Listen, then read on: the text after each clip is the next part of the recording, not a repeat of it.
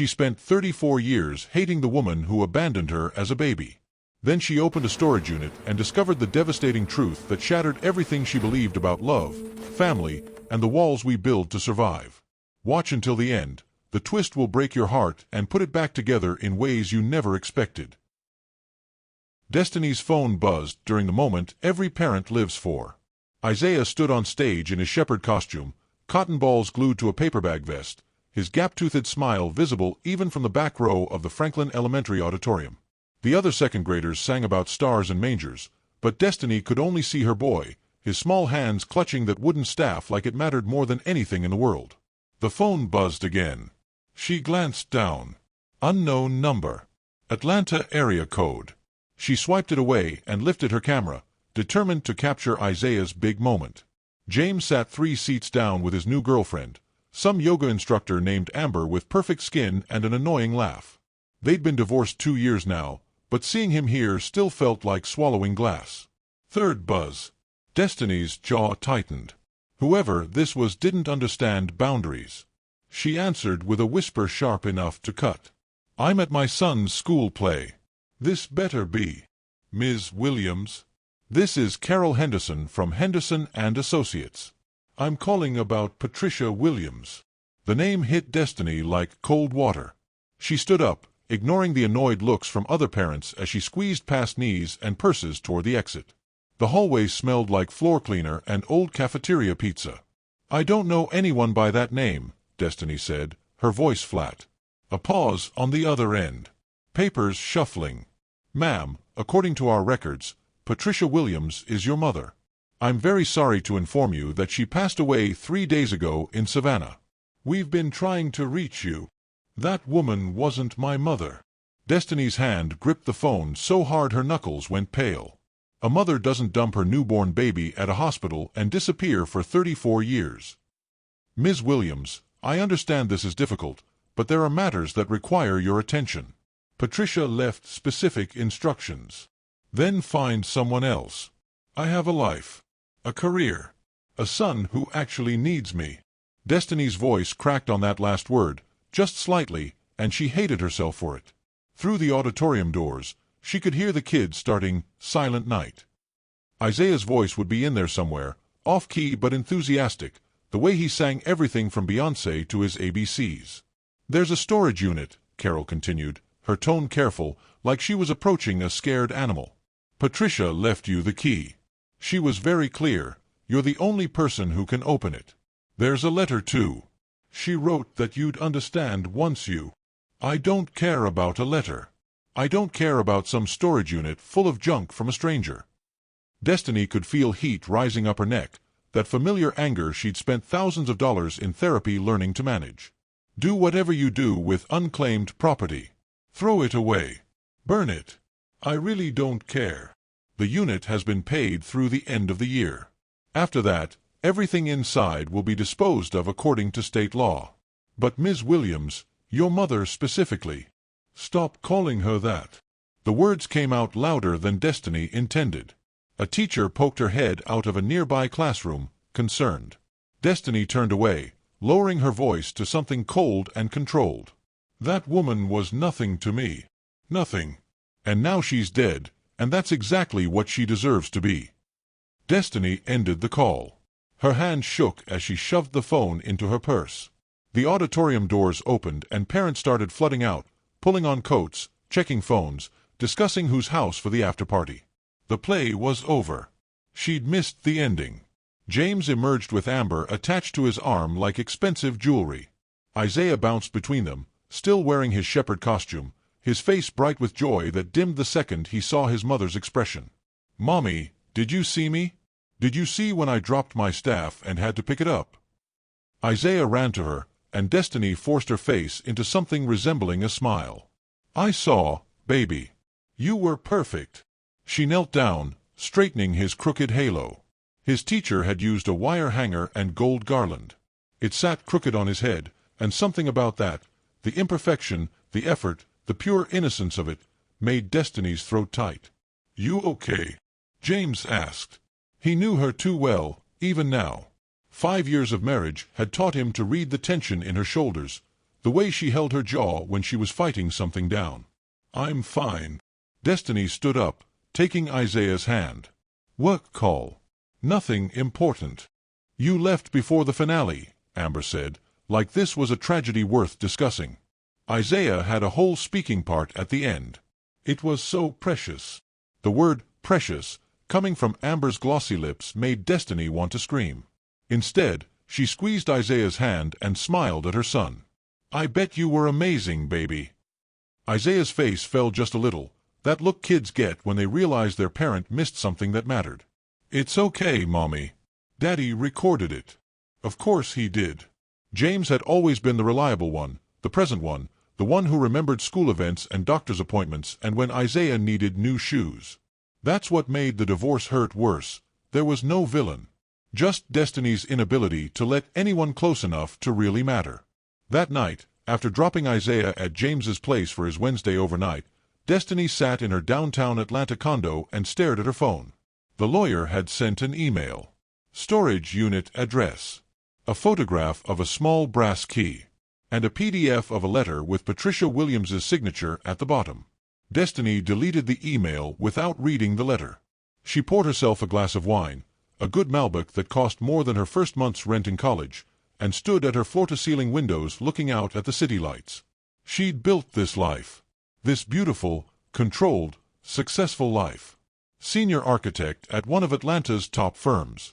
A condo in the most desirable building in Midtown. Respect. Money. Independence. She'd built it all without a mother. Without anyone, really. The wine tasted bitter. Her phone rang again. Same lawyer. Carol Henderson, persistent as a bill collector. Destiny almost didn't answer, but something, maybe the wine, maybe the memory of Isaiah's disappointed face, made her pick up. "What?" Destiny didn't bother with pleasantries. "Ms. Williams, I apologize for calling so late. But I need to be clear about something. Your mother's estate is minimal. She didn't have much.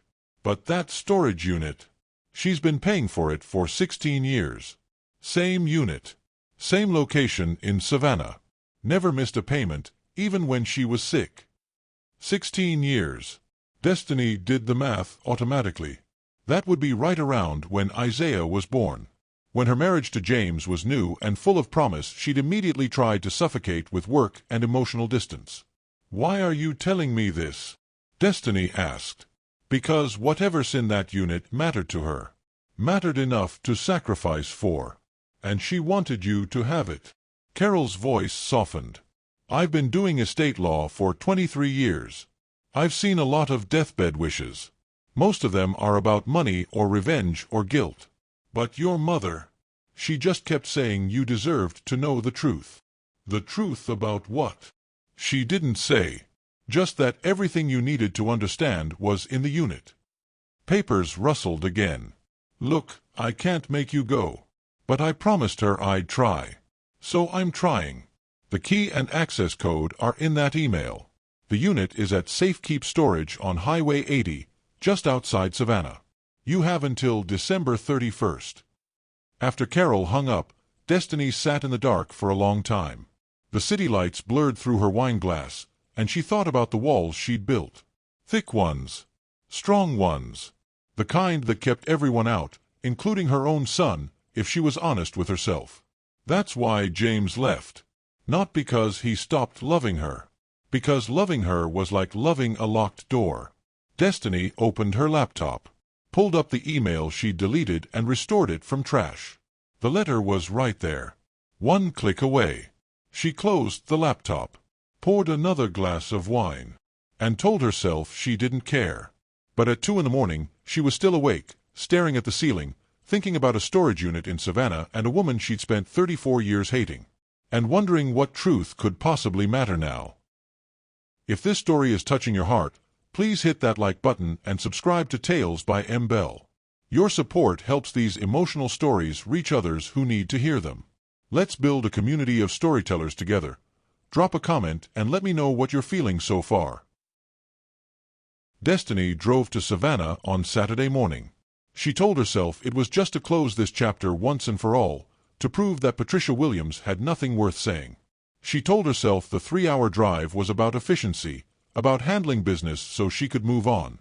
She told herself a lot of things that felt like lies the moment they left her mouth. The Safekeep storage facility looked exactly like every other storage place in America. Rows of orange metal doors, cracked asphalt, a bored teenager in the office who barely looked up from his phone when Destiny signed in. Unit 247. Second floor. The key felt heavy in her hand, heavier than brass should feel. Destiny climbed the concrete stairs, her heels clicking in the silence. It smelled like rust and dust and secrets people paid monthly to keep hidden. She found 247 at the end of a long hallway. The lock was old but well-maintained, like someone had cared for it. The key slid in smooth. The door rolled up with a metallic screech that echoed off the walls. Destiny stepped inside and her breath caught. The unit wasn't full of old furniture or boxes of junk. It was organized like a shrine, like a museum dedicated to a life that never happened. The walls were lined with plastic storage bins, each one labeled in careful handwriting. Destiny, age 1. Destiny, age 5. Destiny, age 10. On and on, all the way to Destiny, age 18. In the center of the space sat a small table with a laptop and an envelope. The envelope had her name written across it in that same careful handwriting. Destiny's hands shook as she opened the nearest bin.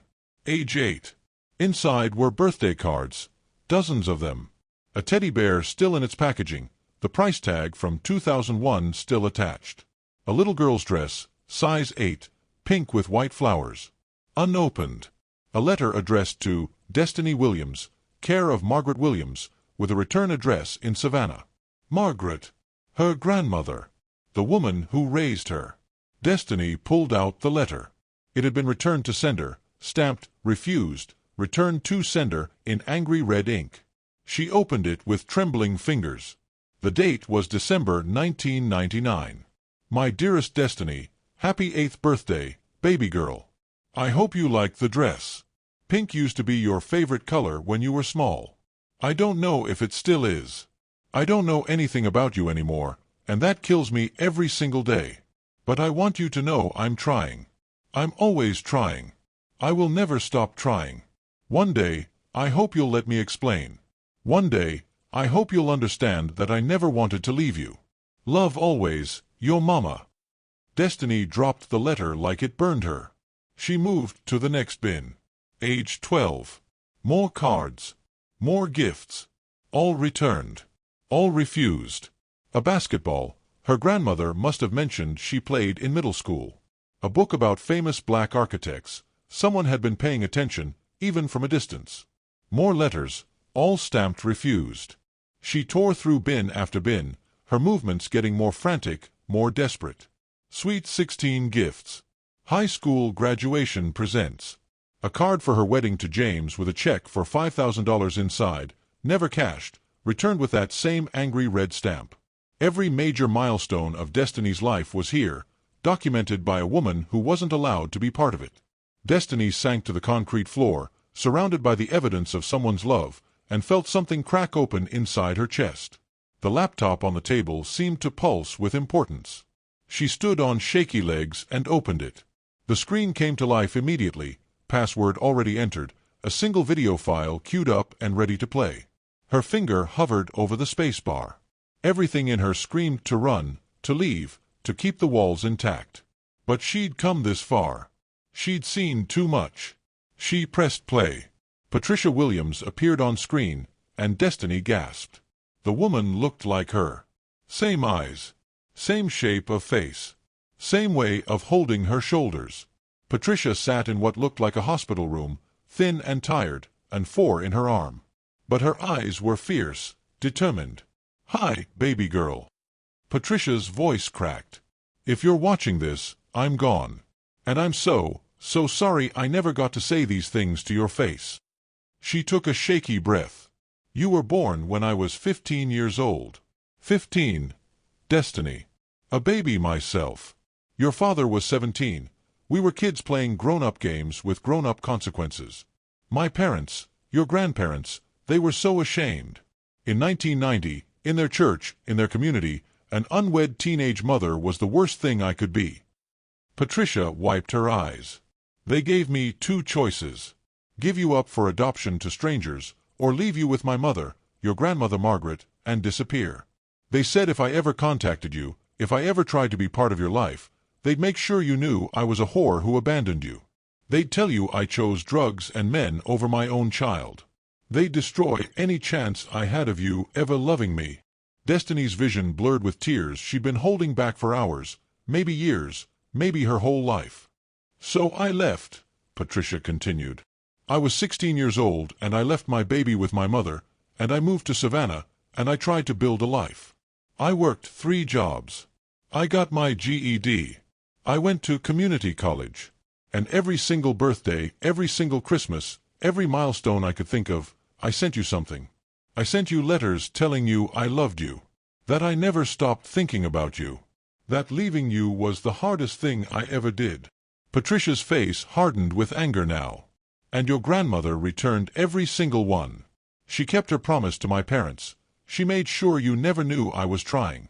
She let you believe I just walked away and never looked back. She let you grow up thinking you weren't worth staying for. Destiny made a sound like a wounded animal. I hired a private investigator when you turned 18, Patricia said.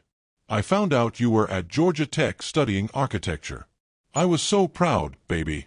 So proud. I tried to visit campus, but you had a restraining order filed against me. Margaret convinced you I was dangerous, unstable. I respected that order. I stayed away. But I never stopped loving you. I never stopped keeping track of you. I was at your college graduation, in the back row where you couldn't see me. I was outside the church when you married James. He seems like a good man, by the way. I saw you pregnant with Isaiah, glowing and beautiful, and I cried for a week wishing I could be the grandmother he deserved. The video showed Patricia taking a long, difficult breath. I'm telling you all this now because I'm dying, Destiny. Stage 4 cancer. And I can't leave this earth without you knowing the truth. You were loved. You were always loved. You were wanted and cherished and missed every single day of your life. And if you grew up feeling abandoned, if you built walls to protect yourself from being left again, that's not your fault. That's mine. That's Margaret's. That's my parents' shame and pride and cruelty. Patricia leaned closer to the camera. But baby girl, don't let their choices steal your whole life. Don't let what they did to us stop you from loving that beautiful boy. Don't let their walls become your walls.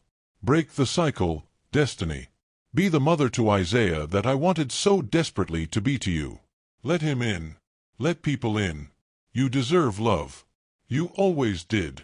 The video ended. Destiny sat in that storage unit and cried until her throat was raw. She cried for the little girl who thought she wasn't good enough to keep. She cried for the teenager who gave birth and lost everything. She cried for the grandmother who chose pride over truth. She cried for all the years wasted, all the love refused, all the walls built brick by bitter brick. Then she pulled out her phone and called her grandmother. Margaret answered on the 3rd ring, her voice sharp and suspicious. Destiny, why are you calling? Is something wrong with Isaiah? I'm in Savannah, Destiny said, her voice cold and clear.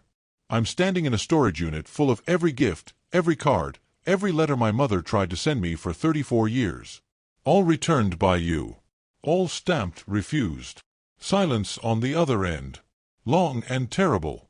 She told you, Margaret finally said. She's dead, Grandma. She died without ever getting to hold me again. Without knowing her grandson. Without hearing me say, I forgive her. Destiny's voice broke. And that's on you. You took that from both of us. You let me hate her. You let me build my entire life around being unwanted. I was protecting you, Margaret said, but her voice wavered. From her. From shame. From love. Destiny laughed, bitter and sharp. You protected me from being loved? That's what you're going with. She was a child. She sinned. She was your daughter.